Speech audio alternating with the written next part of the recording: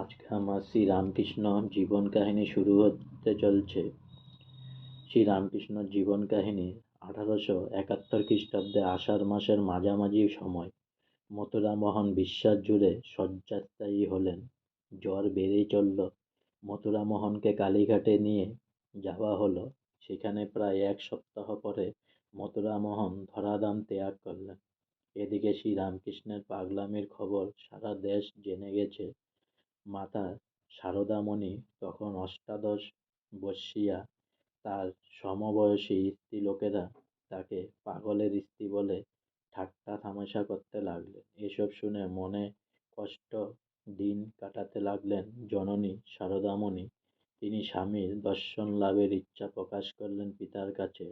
পিতা শ্রীরামচন্দ্রের কন্যাকে সঙ্গে নিয়ে পদব্রজে দক্ষিণেশ্বরে এলেন। স্বামীকে দেখে সারদামণি বুঝে নিলেন তার স্বামী যে সে পাগল নন, এমন পাগলে তার জীবনে ধন্য করে তুলবে।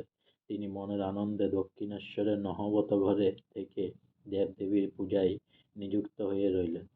শ্রীরামকৃষ্ণ সহ ধমিনী মানব জীবনের উদ্দেশ্য ও কর্তব্য সম্পর্কে শিক্ষাদান করতে লাগলেন। মাতা ঠাকুরানী স্বামীর পদ যুগল সেবা করতে করতে প্রশ্ন করলেন, আমাকে তোমার কি বলিয়া বোধ হয়? ঠাকুর বললেন, যে মা মন্দিরে আছেন তিনি এই শরীরের জন্ম দিয়াছেন ও সম্পত্তি নহবতে বাস করিতেছেন, এবং তিনি এখন আমার পদসেবা করিতেছেন। সাক্ষাৎ আনন্দময়ী রূপ বলিয়া তোমাকে সর্বদা সত্য সত্য দেখিতে পাই। 1873 খ্রিস্টাব্দে জ্যৈষ্ঠ মাসের মাঝামাঝি পেরিয়েছে। সেদিন অমাবস্যার ফলহারিণী কালিকা পূজার মহা পুণ্যলগ্ন। মাতা সারদা দেবীকে রাত 9টার পর আলপনা দেওয়া একটি পীঠে বসিয়ে প্রার্থনা মন্ত্র উচ্চারণ করলেন। হে কালে, হে সর্বশক্তি অধীশ্বরী মাতো, ত্রিপুরা সুন্দরী সিদ্ধিহার উন্মুক্ত কর। ইহা শরীর মনকে পবিত্র করিয়া ইহাতে আবির্ভূত হইয়া সর্বকল্যাণ সাধন কর।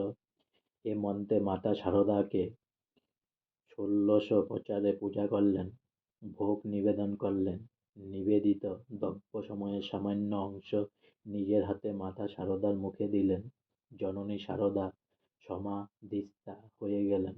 ঠাকুরও মন্ত্রোচ্চারণ করতে করতে একসময় সমাধিমগ্ন হলেন। এই ঘটনার পরে প্রায় 1 বছর 4 মাস দক্ষিণেশ্বরে অবস্থান করেছিলেন মাতা সারদামণি। 1873 খ্রিস্টাব্দে সেপ্টেম্বরে তিনি কামারপুকুর চলে যান। আজকে আমার শ্রী শ্রী রামকৃষ্ণ পরমহংসদেবের জীবন কাহিনী এখানেই শেষ হলো। তাই পুনরায় অনেক অনেক সাবস্ক্রাইব করেন আমার চ্যানেলটি, অনেক অনেক লাইক করুন প্লিজ।